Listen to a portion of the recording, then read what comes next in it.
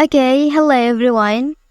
Here I want to provide a tutorial on how to set automatic date and time on Samsung Galaxy A15 device. Well, by enabling automatic date and time, users don't have to manually set the date and time whenever there is a change, such as daylight saving time transitions.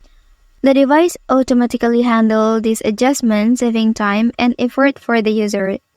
And then how to do that on this device? Let's go to the tutorial. First thing first, open please settings menu on your device. Okay, and then here please scroll down. And then open please general management menu. Well, and then in this page, you can select date and time option.